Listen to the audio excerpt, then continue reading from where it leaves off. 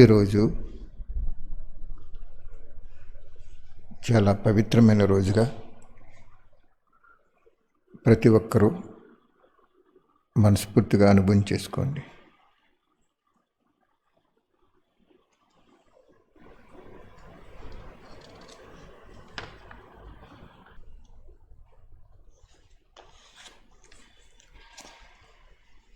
బాగా అనుభవం చేసుకోండి. ఈ లాక్డౌను వాస్తవానికి మనందరి ఉన్నతి కోసం బాబా పెట్టించారు.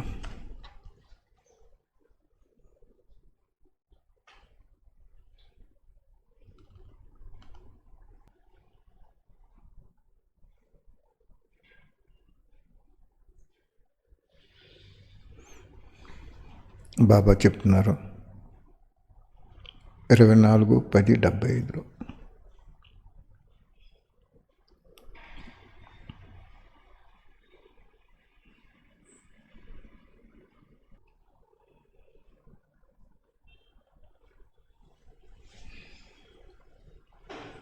బిందురూపి శివబాబాను నుండి మన బిందురూపి ఆత్మకి ప్రవాహంలో ఒక దివ్యశక్తి వస్తున్నట్లు అనుభవం చేసుకోండి.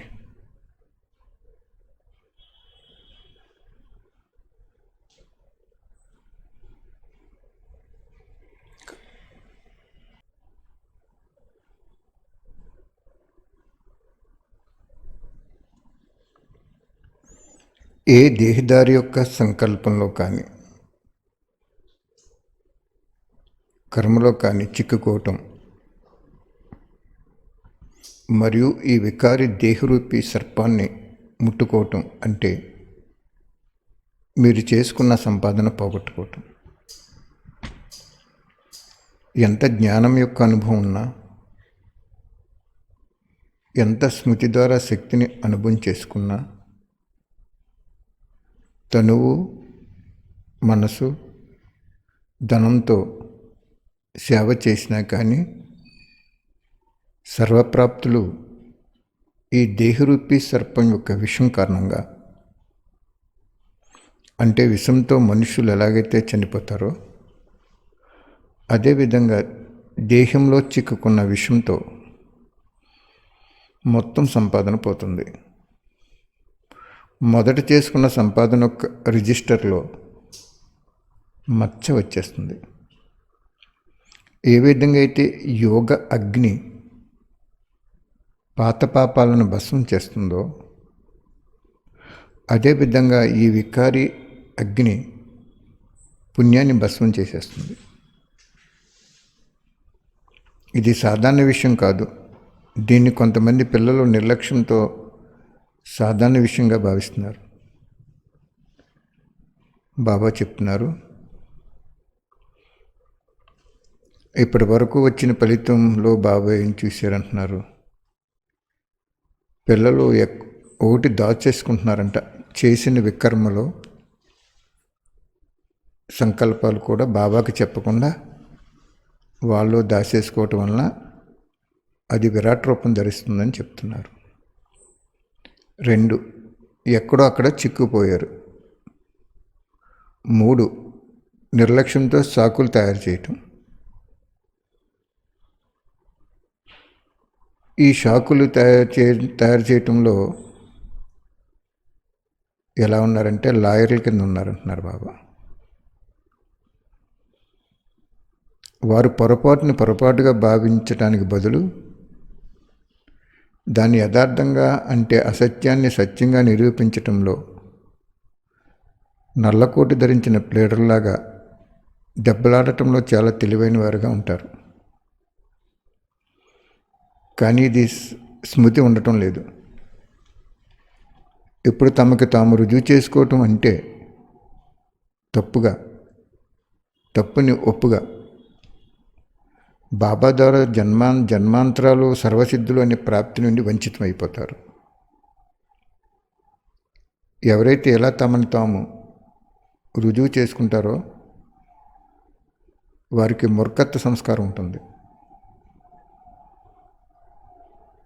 ఇటువంటి ఆత్మ సద్గతి పొందలేదు. ఇప్పటి వరకు చాలామంది మొదటి పాఠం అంటే పవిత్ర దృష్టి, సోదరి సోదరుల దృష్టిలో అందరూ ఫెయిల్ అయిపోయారు. ఈ మొదటి ఆజ్ఞపై నడిచేవారు చాలా కొద్దిమంది ఉన్నారు. మాటమాటికి ఆజ్ఞ ఉల్లంఘన చేస్తున్న కారణంగా తమపై భారం పెట్టుకుంటున్నారు.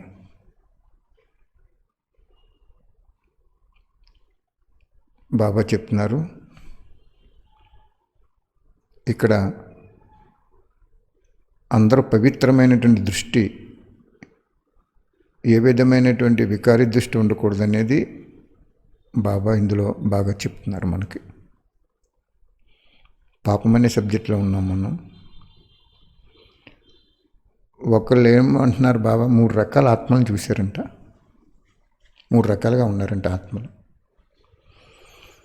ఒకటి చేసిన వికర్మ దాచేస్తున్నారంటున్నారు బాబా. బాబాకి చెప్తే తప్పు పశ్చాత్తాప హృదయంతో చెప్తే సగం పాపం తగ్గిపోద్దని ఇంకో వాణిలో చెప్పారు కదా బాబా.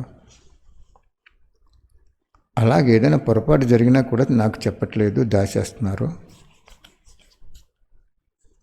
లేదు ఎక్కడో అక్కడ చిక్కుపోతున్నారు. 3 నిర్లక్ష్యంతో సాకులు తయారు చేస్తున్నారు.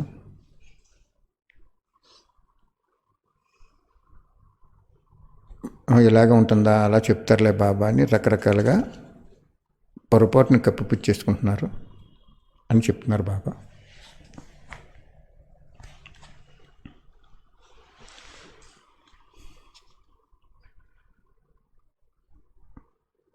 అటువంటి ఆత్మ సద్గతిని పొందలేదంటున్నారు బాబా. ఎటువంటి ఆత్మ? పైన చెప్పిన 3 రకాల సంస్కారాలు ఉన్న ఆత్మలు. ఏ దేహిదారి యొక్క సంకల్పంలో కానీ కర్మలో కానీ చిక్కుకోవటం, మరియు వికారి దేహరూపి సర్పాన్ని ముట్టుకోవటం.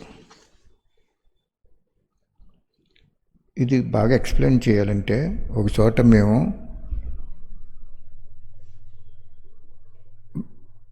నెలకి 2 రోజులు బట్టి పెట్టుకోలేం ఒక పెద్ద సిటీలో. చాలామంది వచ్చారు, బాబా అన్నయ్య ద్వారా బాగా చెప్పిస్తారు అని. 2-3 సెంటర్స్ కూడా వచ్చేసేవారు. కానీ నేను ఒకటే చెప్పాను, నేను నెలకు 2 రోజులు వస్తున్నాను, శనివారం ఆదివారం, సెకండ్ సాటర్డే సండే. మీరు మంచి విషయాలు విని ఆ 2 రోజులు మీరు ఎక్కడైతే సెంటర్లకు వెళ్తున్నారో అక్కడికి వెళ్ళిపోండి. ఎక్కడైతే మీరు సహయోగం అవుతున్నారో వాళ్ళకి ధన రూపంలో, వేరే రూపంలో, అక్కడ సహయోగం మానకుండా ఏదైనా ఉంటే ఎక్స్ట్రా చేసుకోండి బాబాకి పోటీ పుస్తకాల్లో అని చెప్పేవాడిని. ఎందుకంటే వాళ్ళు ఏదో సెంటర్ పెట్టుకుని కదా, వాళ్ళు నలుగురి కోసం వాళ్ళు సేవ చేసుకుంటున్నారు. నాకు ఎప్పుడు ఈ శుభభావన ఉండేది. ఎందుకంటే మనం ఈ విషయంపై ధ్యాస ఇప్పించలేదని రాకుండా ఉండటం కోసం కొన్ని విషయాలు మంచి చెప్పిపోలేం. ప్రపంచంలో ఎవరు కూడా చెప్పలేరు అంత క్లారిటీగా. బాబా మాకు నేర్పారు కాబట్టి. అయినా సరే మీరు మిగిలిన 28 రోజులు సెంటర్కి వెళ్ళిపోండి, అక్కకి గౌరవం ఇవ్వండి. సెంటర్లో బాబా సెంటర్ కాబట్టి అక్కడికి వెళ్ళండి. వాళ్ళకి ఇంతకుముందు ఏ రకంగా సహయోగం అవుతున్నారో సహయోగం అవ్వండి. కానీ 2 రోజులు మాత్రం ఇక్కడ రాకుండా మానకండి. కోటి పుస్తకాల్లో ఆ అక్క సహయోగం అయిపోయిన తర్వాత తృణోపనం వేసుకోండి అని చెప్పేవాడిని. చాలామంది వచ్చేసేవారు, 50-60 మంది వచ్చేసేవారండి, వాళ్ళని బట్టి. కానీ ఒక సెంటర్లో ఏం చేశారంటే, అక్కడ నిమిత్త అక్కయ్య ఆదినారాయణ దగ్గరికి వెళ్ళకూడదు మీరని ప్రామిస్ చేయించుకున్నారు. అదే చెప్తున్నాడు ఇక్కడ బాబు. ఎక్కడో అక్కడ చిక్కుపోవటం. ప్రామిస్ చేయటం ఏంటి? వాళ్ళు ప్రామిస్ చేయించుకోవడం ఏంటి? వీళ్ళు చేయటం ఏంటి? వీళ్ళు ఏం తప్పు చేశారని ప్రామిస్ చేయించుకోవాలి? వాళ్ళు ఎందుకు ప్రామిస్ చేయమని అడగటం? ఇవన్నీ బాబాకి ఇష్టం ఉండవు. అన్ని సెంటర్లు బాబాయ్, అందరూ బాబా పిల్లలమే. అందరూ అన్నేళ్ళు మూసి ఒక్కరిని ప్రత్యక్షం చేయాలి కదా. వాళ్ళు తగ్గిపోయారు, సుమారుగా ఒక 20 మంది అలా వంచితం అయిపోయారు. ఏంటమ్మా అంటే, మా సిస్టరు ప్రామిస్ చేయించుకున్నారు అన్నయ్య మీ దగ్గరికి వెళ్ళొద్దని. వారు చేయించుకున్నారు, మరి మీ బుద్ధి కుశలత ఏమైపోయింది? నేనేం చెప్పాను? ఆ 2 రోజులే ఇక్కడ మీరు కన్నీ విని ఎరగని పాయింట్స్ వస్తాయి మీకు. ఎందుకంటే వాణిలో జీర్ణించిపోయిన రసం మాకు పోసాడు బాబా. అది మీకు చెప్పే వరకు మాకు నిద్రట్టదు. అందుకే బాబా ఇక్కడ తీసుకొస్తున్నాడని చెప్పినా కూడా ఈయనెవరు కాదు. కానీ ఈరోజు అయినా సరే కొత్త కొత్త వాళ్ళు వచ్చేవారు, మంచి డెవలప్మెంట్ అయ్యింది. అలాగ 5 సంవత్సరాలు వెళ్ళాం మేము. అందుకే చెప్తున్నాను ఇక్కడ మీకు అర్థం అవ్వదు కదా గమ్ముని పాయింట్. ఎక్కడో అక్కడ చిక్కుపోవటం వలన కూడా మీరు ఉన్నత అవ్వలేరు అంటున్నారు. అక్కడ చిక్కుపోయారు అలా. ఆ టీచర్ ఏంటండి ప్రామిస్ చేయించుకోవడం ఏంటి? ఇది ఏమన్నా తప్ప? ఇది ఏమన్నా కోర్టా? రెండోది ఏం చెప్తున్నారు?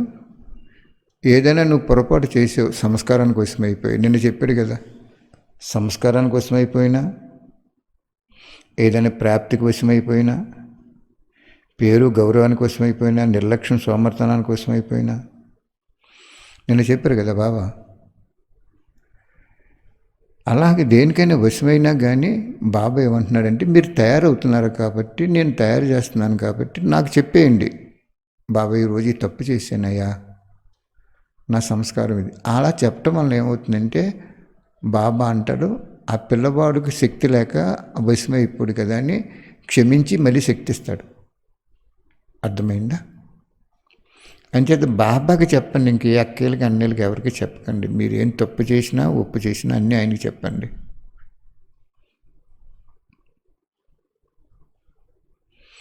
ఎప్పుడైతే ఆయన చెప్పామో మనం పావనం అయిపోతాం అంటున్నారు బాబా. మూడోది ఏం చెప్తున్నాడు? షాకులు కూడా చెప్తున్నారంట, భగవంతుడికి అబద్ధాలు ఆడుతున్నారంట నిర్లక్ష్యంతో. అది కాదు బాబా ఇది, ఇది కాదు బాబా అది అని షాకులు కూడా చెప్తున్నారు. దానివల్ల బాబా ఏమంటున్నాడంటే, నల్లకోటు ధరించిన ప్లేడర్లు ఎలాగైతే కోర్టులో దెబ్బలాడతారో, అసత్యాన్ని సత్యంగా అలా రకరకాలుగా దెబ్బలాడతారో, అలాగే మీరు నా ముందు కూడా సాకులు తయారు చేసి నిలబడుతున్నారు. కానీ గుర్తించుకోండి, ఇటువంటి ఆత్మ బాబాకి ఏమి నష్టం లేదు, నిమిత్తాత్మలు కూడా ఏమి నష్టం ఉండదు. కానీ బాబా ఏం చెప్తున్నారు? సద్గతి పొందలేరు అంటున్నారు బాబా. అలాగ నువ్వు ఈ 3 ఉంటే నీకు ఇలాగ నీకు నువ్వు సత్యంగా రుజువు చేసుకుంటే, అసత్యం పనులు చేసి సత్యంగా రుజువు చేసుకుంటే, బాబా ద్వారా లభించవలసిన జన్మాంతరాలు యొక్క సర్వసిద్ధులు అనే ప్రాప్తి నుండి సంపూర్ణంగా వంచితం అయిపోతామని చెప్తున్నాడు బాబా. అర్థమైందా? మనకి ఆ రోజు వాళ్ళు రాకపోయినా ఎంతోమందిని ఇచ్చేశారు బాబా. కానీ నష్టపోయిన వాళ్ళు. అలాగే బాబా ఇక్కడ ఇంకో మంచి విషయం ఏం చెప్తున్నారంటే, మీరెప్పుడు కూడా ఎవరిని కూడా అక్కయ్యలు అన్నయ్యలు అని కంట బాబా ఇంకో వాణిలు అని చెప్పి శివశక్తి స్వరూపులు అనుకోమన్నారు బాబా. వాళ్ళని అపవిత్ర దృష్టిలో సోదరులని చూడకుండా అపవిత్ర దృష్టిలో కనుక చూస్తే చాలా నష్టం పొందుతారు అని చెప్తున్నారు బాబా. అర్థమైందా బాబా ఏం చెప్తున్నారు?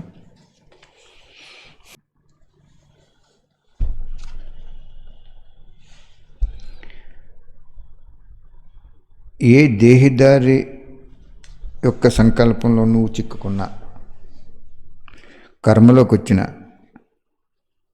ఆ వికారి దేహరూపి సర్పాన్ని ముట్టుకున్న అప్పటి వరకు మీరు చేసుకున్న సంపాదన పోగొట్టుకోవటం అయిపోతుందని చెప్తున్నారు బాబా. ఎంత జ్ఞానం యొక్క అనుభవం ఉన్నా కానీ, ఎంత స్మృతి ద్వారా శక్తి అనుభవం చేసుకున్నా కానీ, తనువు మనసు ధనంతో సేవ చేసినా కానీ, సర్వప్రాప్తులు ఈ దేహరూపి సర్పం యొక్క విషం కారణంగా, అంటే విషంతో మనుషులు ఎలా అయితే చనిపోతారో అదేవిధంగా దేహంలో చిక్కుకున్న విషం మొత్తం సంపాదన పోతుంది. మొదట చేసుకున్న సంపాదన యొక్క రిజిస్టర్లో మచ్చ వచ్చేస్తుంది. ఏ విధంగా అయితే యోగాగ్ని పాత పాపాలను భస్మం చేస్తుందో, అదేవిధంగా ఈ దైహిక దృష్టి, ఈ కామ క్రోధ లోభ మోహ అహంకారాలని దృష్టి ఏం చేస్తుందంటే పాపాలను భస్మం, యోగాగ్ని పాపాలను భస్మం చేస్తే ఈ వికారి అగ్ని అంతకుముందు సంపాదించుకున్న పుణ్యం అంతా భస్మం చేస్తుందని చెప్తున్నారు బాబు. ఇది సాధారణ విషయంగా భావించకండి. దీన్ని కొంతమంది పిల్లలు నిర్లక్ష్యంతో సాధారణ విషయంగా భావిస్తున్నారు. కానీ ఈరోజు మరలా ఇటువంటి పాపాత్మలకి, జ్ఞానాన్ని గ్లాని చేసేవారికి భగవంతుడు వార్నింగ్ ఇస్తున్నారు. చూసారా, ఎప్పుడు ఎక్కడ కూడా బాబా పాపాత్మలు అనే మాట ఎక్కడా రాలేదు. పాపపు లిస్టులో ఉంటామని అన్నారు తప్ప ఇంతవరకు పాపాత్ములని ఆయన నోటంపడి ఎక్కడ ఏ వాణిలో రాలేదు. ఇక్కడ వచ్చేసింది. ఎవరిని పాపాత్ములు అంటున్నాడు? వికారి దృష్టితో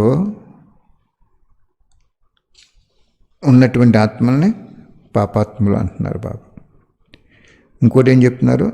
జ్ఞానాన్ని గ్లాని చేసేవారికి భగవంతుడు వార్నింగ్ ఇస్తున్నాడు.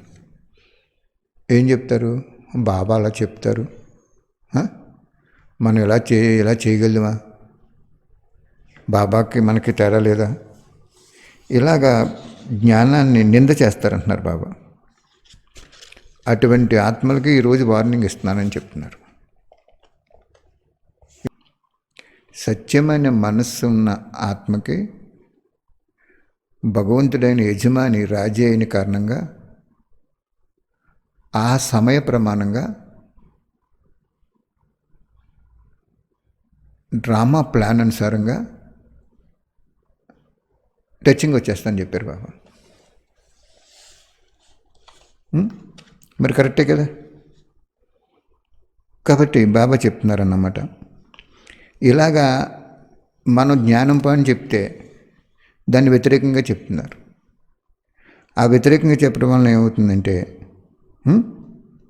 బాబాయ్ అంటున్నారు, వార్నింగ్ ఇస్తున్నాను, నువ్వు పాపమే చేయటం కాకుండా నా జ్ఞానాన్ని కూడా నిందలో తీసుకెళ్తున్నావు, నువ్వు అది అసత్యంగా చెప్తున్నావు, నువ్వు వార్నింగ్ ఇస్తున్నాను, భగవంతుడైన నేను వార్నింగ్ ఇస్తున్నాను, చాలా శిక్ష పడిపోద్ది దానికని చెప్తున్నారు బాబు. ఈ మధ్యన కొంతమంది ఏమి నేర్చారు అంటే, ఒకసారి ఒక విషయంలో అక్కయ్య అన్నయ్య కూడా మధువనం వెళ్ళారు. నేను చెప్పాను ఏమని, మీరు సామాన్య కుటుంబీకులు, భగవంతుడు రావట్లేదు కదా అక్కడ, గుళ్ళో మూల విరాట్ విగ్రహం లేనప్పుడు తిరుపతిలో విగ్రహం లేదనుకోండి, తిరుపతి ఎందుకు వెళ్తాం మనం మూల విరాట్ లేనప్పుడు? ఇప్పుడు లాక్డౌన్ చేశారు, అబ్బాయి నేను తిరుపతి వెళ్ళి గుడి చుట్టూ తిరిగి వచ్చేస్తానంటే అది అందంగా ఉంటుందా అసలు అని చెప్పించారు బాబా. ఎందుకు మీరిద్దరూ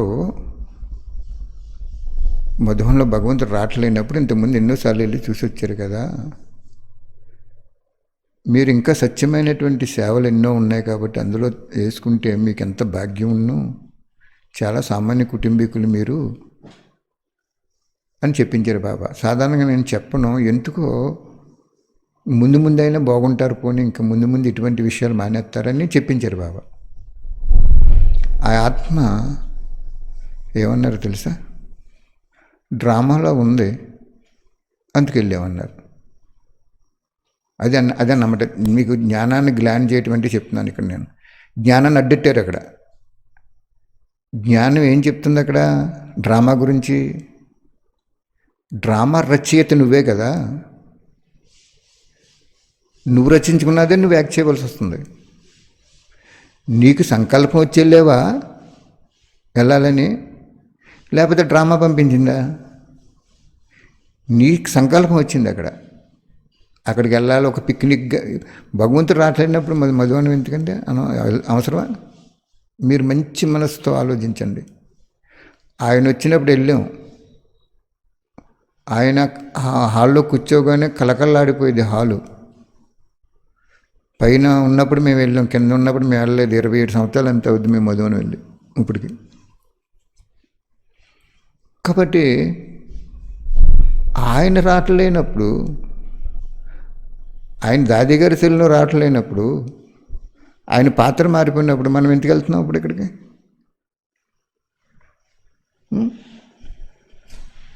అంటే ఒక పిక్నిక్ యాత్ర కింద వెళ్ళిపోతున్నాం అన్నమాట. అన్నీ లెక్కలు కట్టేస్తాడు బాబా. కానీ చెప్పకూడదు అనుకుని భవిష్యత్తులో చాలా కాషన్గా ఉంటారు, మళ్ళీ పాడు చేయరని చెప్తే ఆ ఆత్మ ఏమని చెప్పారు చూసినండి? డ్రామాలో ఉందన్నయ్య, వెళ్ళాం అన్నారు. అది ఇక్కడ చెప్తున్నారు బాబా. జ్ఞానాన్ని అడ్డెట్టుకుని బాబాను కూడా నిందించి ఉల్టా జ్ఞానాన్ని, సత్యమైన జ్ఞానాన్ని ఉల్టాగా తీసుకుని చెప్తున్నారు. కాబట్టి బాబా ఏమంటున్నాడు?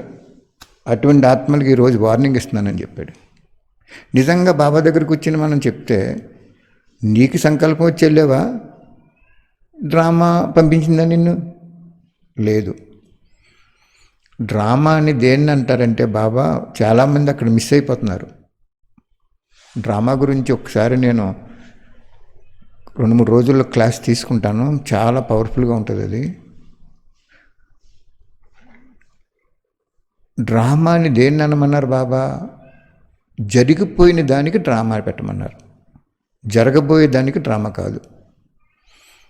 అంటే నువ్వు వెళ్ళావు, యుగల సిద్ధులను, సామాన్య కుటుంబీకులు కొంత వేలు ధనం అక్కడ అర్పణ చేశారు. నువ్వు సత్యమైన సేవలో కూడా ఉన్నా కూడా నువ్వు అటు అర్పణ చేసావంటే ముందు సత్యమైన సేవలో బాబా ఉన్నవాడు, నన్నవాడు. అందుకు కాషన్ కోసం చెప్తే ఈ విధంగా అన్నాడు. మరి డ్రామా పంపించిందా? అప్పుడు మనం ఒక పాయింట్ అడగొచ్చు, మనం డ్రామా అంటే ఏంటి?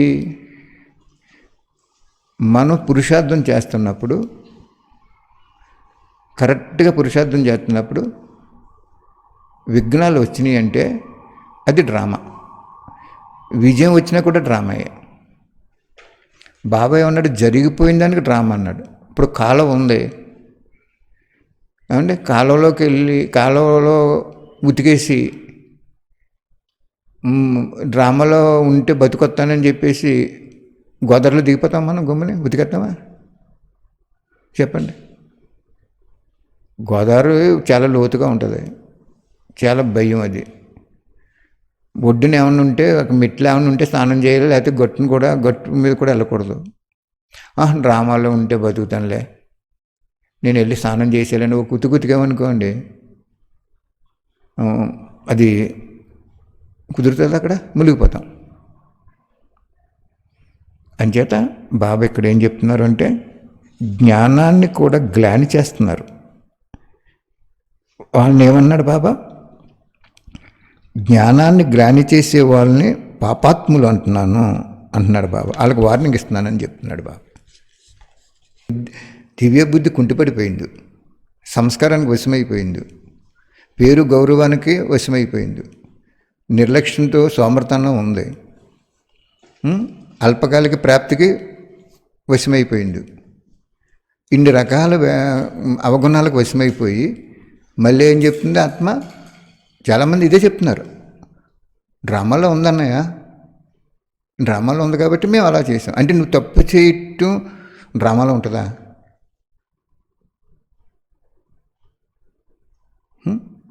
కాబట్టి తర్వాత చెప్తానులేండి. డ్రామా గురించి చాలా పవర్ఫుల్గా పాయింట్స్ ఉన్నాయి ఆ డ్రామా గురించి.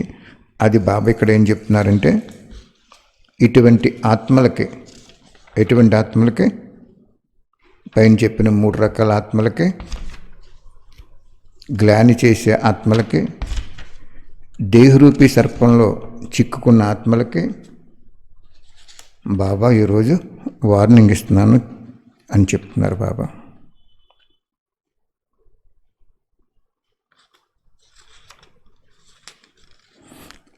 మీ రిజిస్టర్లో స్వతహాగా రికార్డ్ అయిపోతుంది అంటున్నారు బాబా.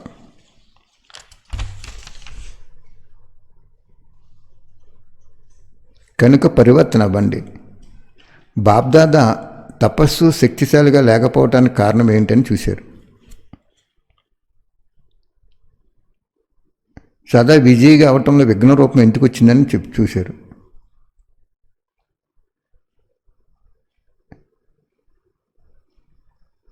ఎందుకు వచ్చింది అంటున్నారు బాబా?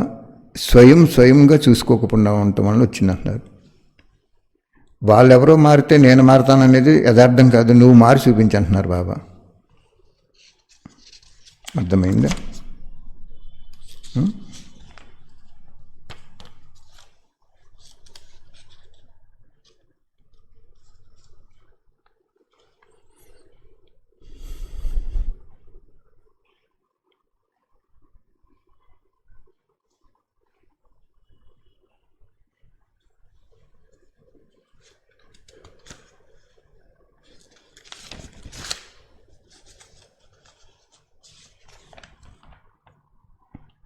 ఒకవేళ ఈ రోజు నుండి దీన్ని పెద్ద పొరపాటుగా భావించి తొలగించుకోకపోతే ఏంటి ఆ 3ను?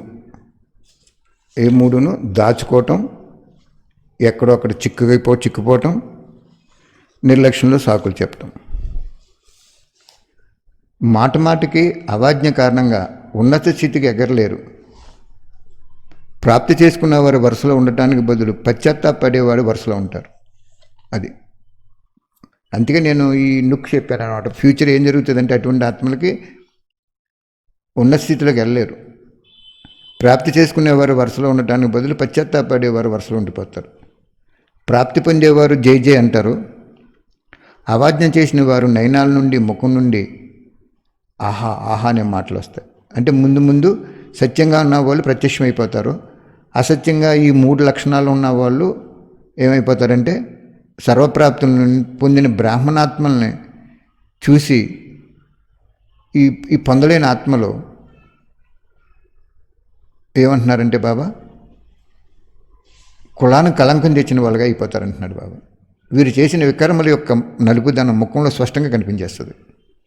కాబట్టి ఇప్పటి నుండి దీన్ని వికారి పొరపాటుగా భావించి వెనుకటి పొరపాట్లను పశ్చాత్తాప హృదయంతో బాబాతో స్పష్టంగా చెప్పి మీ భారాన్ని తొలగించుకోండి.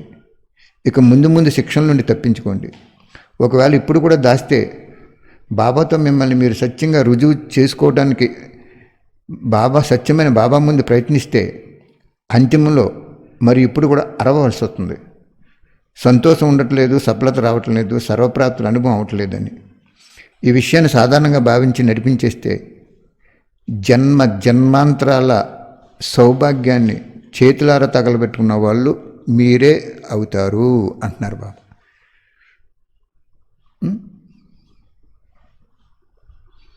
అందువలన ఈ విషయంపై విశేషమైన ధ్యాస పెట్టుకోండి. సంకల్పంలో కూడా ఈ విషయంతో నిండి ఉన్న సర్పాన్ని ముట్టుకోకూడదు. సంకల్పంలో అయినా ముట్టుకోవటం అంటే మిమ్మల్ని మీరు మూర్ఛితం చేసుకోవటం. కాబట్టి ఇప్పుడు మీకు మీరు పశ్చాత్తాపడండి. మీకు మీరు మంచి రీతిలో ప్రతి సబ్జెక్టు పరిశీలించుకోండి.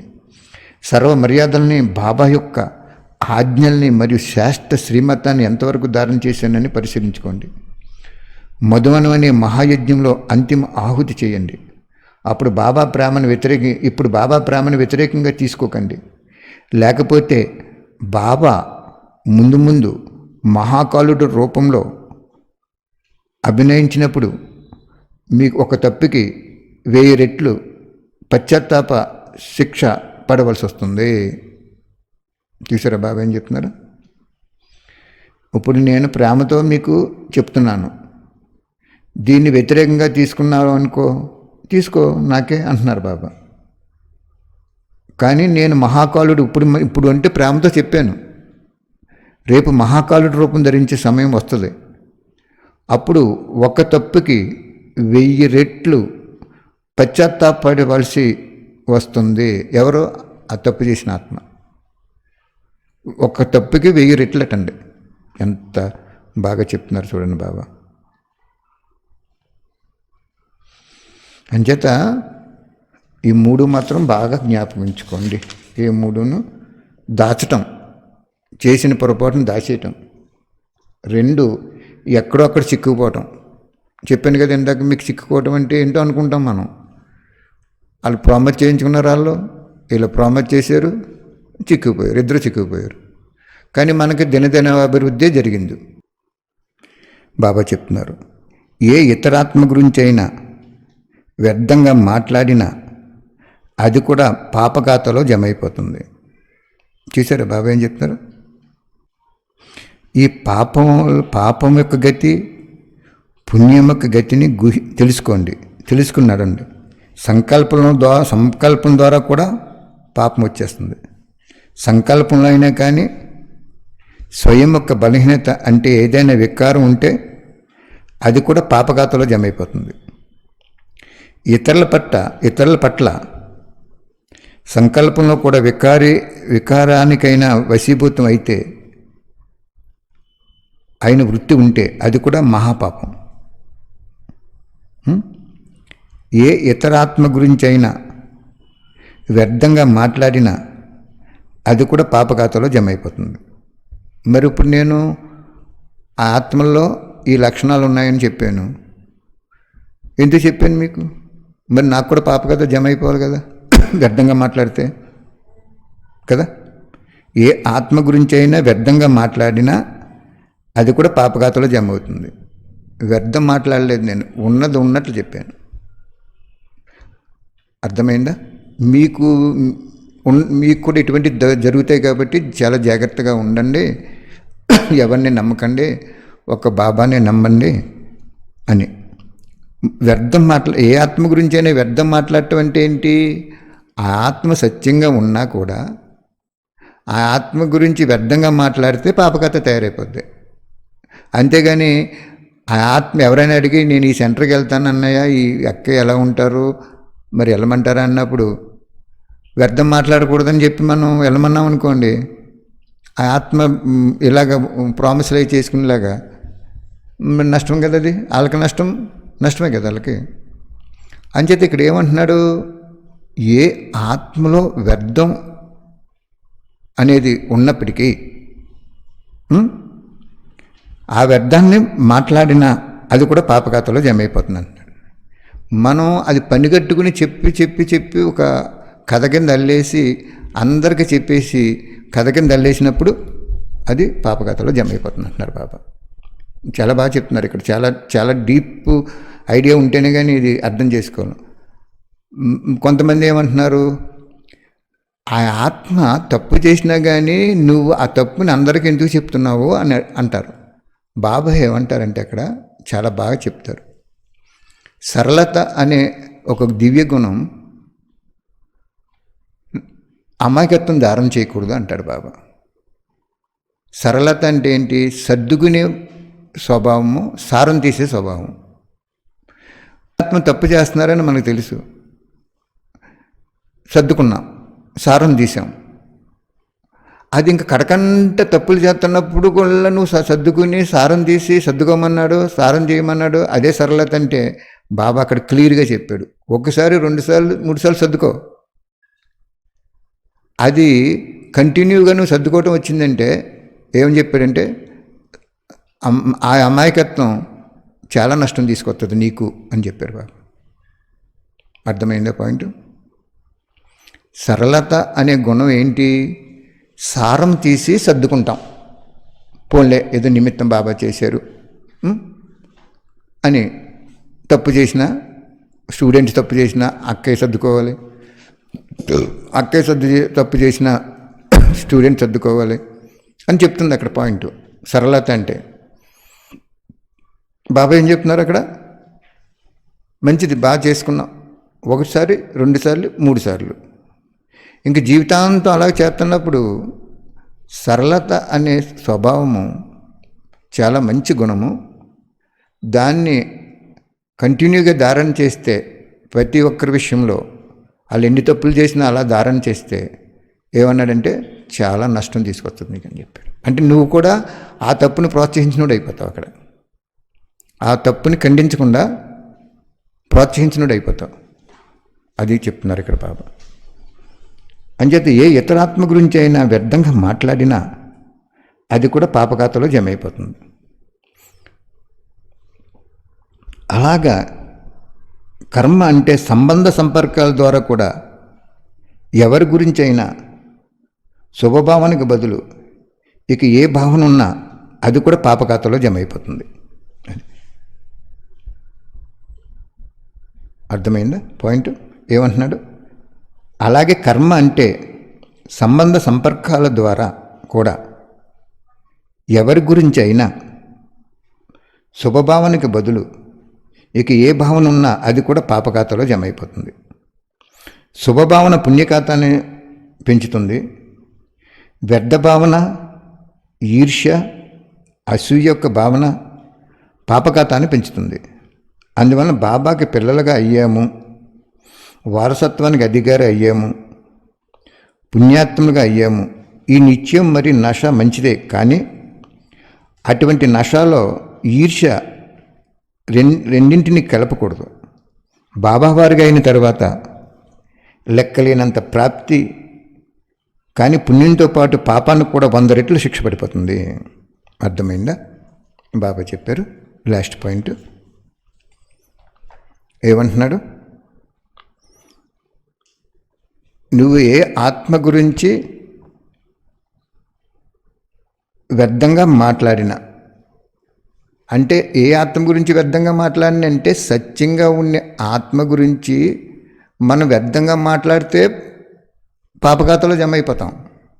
కానీ నిజంగా వ్యర్థంగా ఉండే ఆత్మనే సమర్థించుకుంటూ వెళ్తే సపోర్ట్ చేసాం కాబట్టి మనకు కూడా వాట వచ్చేస్తుంది అక్కడ. దొంగతనం చేసేవాళ్ళు లోపలికి వెళ్ళి దొంగతనం చేసేవాళ్ళు ఒకళ్ళు ఉంటారు, క్లూ ఇచ్చి ఇలాగెళ్ళు అలాగెళ్ళు అని చెప్పేవాళ్ళు ఒకళ్ళు ఉంటారు కదా. అంచేత ఇక్కడ షేర్ తేడా వస్తుంది అక్కడ. అంచేత ఇక్కడ ఈ పాయింట్ చాలా జాగ్రత్తగా అర్థం చేసుకోకపోతే చాలా ఉల్టా అయిపోతాం మనందరం కూడా. ఏమంటున్నాడంటే లాస్ట్ని చెప్తున్నాను చూడండి. ఏ ఇతర ఆత్మ గురించి అయినా వ్యర్థంగా మాట్లాడినా అది కూడా పాపఖాతాలో జమ అయిపోతుంది. అంటే వ్యర్థంగా ఉండే ఆత్మని మనం వ్యర్థం చెప్పకపోతే, వ్యర్థాన్ని సమర్థించామనుకోండి, అప్పుడు మనం ఆ తప్పుని సమర్థించినట్టుగా జమ అయిపోతుంది. అలా కాకుండా సత్యమైన ఆత్మ ఉన్నారు, సత్యమైన ఆత్మని అసత్యంగా చిత్రించి అందరికీ చెప్తున్నాం అనుకోండి, పాపకథ జమ అయిపోద్ది. అది బాబా ఇక్కడ చెప్తున్న పాయింట్. వ్యర్థాన్ని వ్యర్థంగానే చెప్పాలి, సమర్థాన్ని సమర్థంగానే చెప్పాలి, శ్రేష్టకార్యాన్ని శ్రేష్టకార్యంగా చెప్పాలి, వ్యర్థకార్యాన్ని వ్యర్థకార్యంగా చెప్పాలి. మనం ఏమనుకుంటామంటే ఇక్కడ మిస్అండర్స్టాండ్ అయిపోద్ది మనకి. ఏ ఆత్మ గురించి వ్యర్థంగా మాట్లాడినా కూడా అది పాపఖాతాలో జమ అయిపోతుంది అంటున్నారు బాబు. అంటే వ్యర్థంగా చేసే ఆత్మను కూడా మనం వ్యర్థంగా ఆత్మ అని చెప్పకూడదని కాదు ఇక్కడ పాయింట్. చాలా క్లీన్గా అబ్జర్వ్ చేసుకోండి. లాస్ట్ పాయింట్ ఈ రోజుతో ఆపుకుందాం. ఇక్కడ మీకు ఇంకా ఎగ్జాంపుల్ కావాలంటే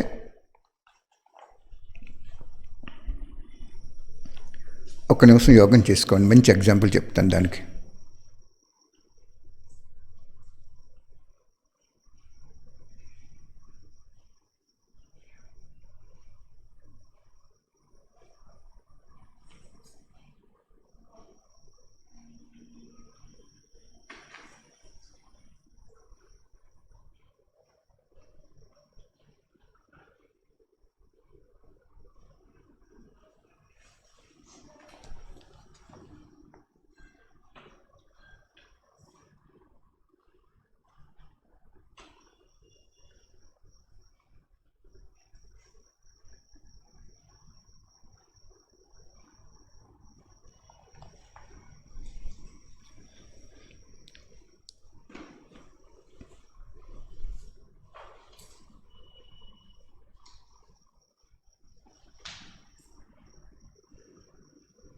మేము ఈ వాణీలన్నీ చదువుకున్న కొత్తలో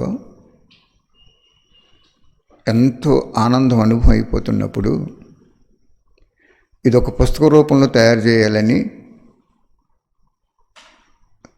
ప్లాన్ చేసుకునే వాళ్ళం మేము. మాకున్న దాంట్లో ఒక చిన్న బుక్ తయారు చేసాం, తర్వాత ఇల్లు అమ్మేసి ఆ వ్యక్తివాణీలు తయారు చేసాం. ఇది మళ్ళీ ఇప్పుడు కూడా తయారు చేసాం, చాలాసార్లు తయారు చేసాం కదా. మరి తయారు చేసేటప్పుడు వాళ్ళు ఏమనివ్వరు అంటే, ఇవన్నీ అతని సొంత మాటలయ్యి వాణిలో పాయింట్లు కావు, రాత్రి ఏదో బాబా చెప్పినట్టు పొద్దునకి బుక్ తయారు చేస్తాడు ఇతను, పెద్దవాళ్ళకి గౌరవం ఎవరు, ఇలాగా మన గురించి చెడ్డగా ప్రచారం చేసేసేవారు.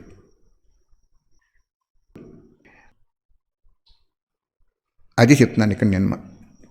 ఏమనంటే, ఏ ఆత్మ గురించి అయినా వ్యర్థము మాట్లాడినా పాపం తయారైపోద్ది. మరి అది వ్యర్థమే కదా. మేము ఎవరిని డబ్బులు అడగలేదు, ఒకసారి అప్పు చేసి కూడా బుక్కులు కొట్టించాను నేను. కాబట్టి ఇక్కడ మీరేమనుకుంటారంటే, నిజంగా నేను తప్పే చేస్తున్నాను అనుకోండి, నా పక్కన ఉన్న వాళ్ళు కవర్ చేసేసి తప్పును ఒప్పుగా చెప్పారనుకోండి, అది కరెక్ట్ కాదు కదా. అందుకు ఇక్కడ బాబా క్లియర్గా చెప్తున్నారు, ఏ ఆత్మ గురించి అయినా వ్యర్థంగా మాట్లాడితే పాపఖాతాలో జమ అయిపోద్ది. మరి నన్ను అనుకున్న వాళ్ళు అందరూ నన్ను శంకర పార్టీ అంటారు, బ్రహ్మబాబా ఫోటో పెట్టరంటారు, అతను మధువనం వెళ్ళరంటారు. మధువనం నేను 5 సార్లు వెళ్ళాను నేను, బాబా తీసుకెళ్ళాడు. ఇంక అత్తమానం ఏం వెళ్తాం, మనం ఆ డబ్బులు పెట్టుకుంటే బాబా సేవ చేసుకుంటాం కదా. ఇలాగా సత్యమైనటువంటి కార్యం చేయించే, భగవంతుడు చేయించే నిమిత్తాత్మ గురించి ఎప్పుడైతే వ్యర్థం మాట్లాడారో అది పాపఖాతాలో జమ అయిపోద్ది అన్నమాట. ఓకే, అర్థమైందా? వ్యర్థం మాట్లాడే ఒక నిమిత్తాత్మ వ్యర్థం కర్మ చేస్తుంది అనుకోండి, ఆ వ్యర్థ కర్మని నువ్వు సమర్థ కర్మ కింద అందరికీ చెప్పాను కదా, ప్రామిస్ చేయించుకున్నారని, అది సృష్టించేవనుకో అప్పుడు కూడా నీకు పాపం తయారైపోద్ది. అది అక్కడ బాబా చాలా క్లారిటీ చెప్తున్నాడు. ఏది ప్రోత్సహించాలి, ఏది ఖండించాలి. అసత్యాన్ని ఖండించాలి, సత్యాన్ని ప్రోత్సహించాలి. ఏం చెప్పాడంటే, సాకార వాణీలు ఆ చదువు 69లో ఒక వాణి డేట్ కావాలన్నప్పుడు ఎవరైనా అడగండి చెప్తాను. ఏమని చెప్పారంటే, ఆ చదువు ఆయనతో పూర్తయిపోయింది, ఇప్పుడు నేను వ్యక్తంలో ఉన్న ఆత్మలు అవ్యక్తంగా చేయడానికి వచ్చాను అన్నారు. మరి భగవంతుడు లేటెస్ట్ కోర్స్ కదా అది. అక్కడ భగవంతుడు రావడం సత్యం కదా, వాక్యాలు పరమ సత్యం కదా, వాళ్ళ నిమిత్తం అవటం కరెక్టే కదా. ఈయన నిమిత్తం చేయనివ్వండి, వాళ్ళ నిమిత్తం అని బాబా ఒకసారి ఒక వాణిలో చెప్పాడు, నేను ఎవరిని నిమిత్తం చేయలేదు, కానీ కార్యార్థం వాళ్ళు నిమిత్తం చేసుకున్నారు అన్నాడు బాబా. మళ్ళీ ఇంకో వాణిలో ఏం చెప్పాడు, నిమిత్త ఆత్మ అంటే త్యాగము తపస్సున్న ఆత్మే నిమిత్తాత్మ, స్థూలంగా నిమిత్తమైన ఆత్మ కాదని చెప్పేశాడు అక్కడ. అప్పుడు బాబా ఏం చెప్పాడు, నేను కొన్ని టచింగ్స్ ఇస్తాను మీకు, ఆ కార్యంలో టచింగ్ అవ్వలేనప్పుడు నిమిత్తాత్మ దగ్గరికి వెళ్ళండి, వెరిఫై చేయించుకోండి, ఆ ఆత్మకి చెప్పి, ఒకవేళ ఆ ఆత్మకి అర్థం కాక నీకు తప్పు చెప్పిందనుకో, తప్పు చెప్పిందనుకో, అప్పుడు నీకు పాపం ఎంటర్ అయిపోద్ది, కానీ ఆ పాపాన్ని పుణ్యంలో మార్చేస్తానన్నాడు మహానుభావుడు. చూసారు అక్కడ బ్రహ్మబాబా గురించి కూడా చెప్పాడు. మీరు బ్రహ్మబాబాకి ఏదైనా ఒక విషయం చెప్పినప్పుడు అతనికి ఆ విషయం క్లారిటీ ఇవ్వటం రాక కొంచెం మన్మత మిక్సింగ్ అవితే అప్పుడు నీకు పాపం తయారైపోద్ది ఆటోమేటిక్గా. కానీ బాబా అక్కడ ఏం చెప్తున్నాడు, ఆ బ్రహ్మబాబా అయినా నిమిత్తాత్మ అయినా క్లారిటీ లేక కొంచెం అడ్జస్ట్మెంట్ ఇచ్చారనుకోండి, ఆ అడ్జస్ట్మెంట్ ఇచ్చేటప్పుడు ఏమైపోతుందంటే పాపం తయారైపోద్ది. కానీ బాబా అన్నాడు, ఆ పాపాన్ని పుణ్యంలో మార్చేస్తా అన్నాడు. ఆల్మైటీ అథారిటీ గలవాడు ఆయన. చెప్పాను కదా నిన్న మీకు, ఆ లారీ డ్రైవర్నే గురించి చెప్పాం కదా. మరి అక్కడ బాబా మన్నాడు సాక్షాత్కారం అవ్వకపోతే వీళ్ళు తింటారు కదా, ఈవిడ కూడా తినవలసి వస్తుంది ఒక 21 రోజుల్లో కనుక జరగకపోతే. మరి నాకు పాపమే కదా అది చెప్తున్నాడు అక్కడ పాయింట్ బాబా. అక్కడ బాబా ఏం చేశాడంటే, బాబాను ప్రత్యక్షం చేయాలంటే మీరు అమాయక ఆత్మల్ని, అజ్ఞాని ఆత్మల్ని, సిస్టర్స్లో కూడా పాపం చాలా భేదవాళ్ళు ఉంటారు, చాలా గుణవంతులు ఉంటారు, వాళ్ళకి అద్దె కడతం కూడా కష్టంగా ఉంటుంది. అటువంటి ఆత్మల మీద మీరు దయాభావం చూపించి వాళ్ళని పైకి తీసుకురండి. కానీ అసత్యం ఆధారంగా పైకి వచ్చేసిన ఆత్మలకు మీరు కోఆపరేట్ చేయటం కూడా, దాన్ని మీరు ప్రోత్సహించినట్టు వాళ్ళకి పడే టైపున శిక్షణలో మీకు కూడా పడిపోతాయి. ఓకే. ఆత్మీక తండ్రికి ఆత్మీక పిల్లల యొక్క ప్రియాతి ప్రియ స్మృతులు మరియు నమస్తే. రేపటితోటి ఈ పాపం అనే సబ్జెక్ట్ చాలా ఎలాబరేట్ ఇంకా ఉంది, కానీ నేను ఇంకా సారం చెప్పేసి కట్ చేస్తున్నాను. ఎంచేతంటే ఒక్కొక్క వాక్యం గొగురు పొడిచేస్తుంది. అసలు అదంతా ఎక్స్ప్లెయిన్ చేయాలంటే 10 ఎపిసోడ్లు అవుతాయి అది. కాబట్టి ఇంతవరకు చాలు మీకు. దీన్ని జాగ్రత్తగా చూసుకోండి. సమయం సమాప్తి అయిపోయి సమయం ఆసన్నం అయిపోయింది. 2 రోజుల తర్వాత మీకు ఏమేమి మార్పులు వస్తాయనేది 12వ తారీఖు 12వ నెల 1998లో ఉంది ఆ వాణి. దాని ఆధారంగా ఇప్పుడు జరిగిపోద్ది అది రాబోయేది భవిష్యత్తు.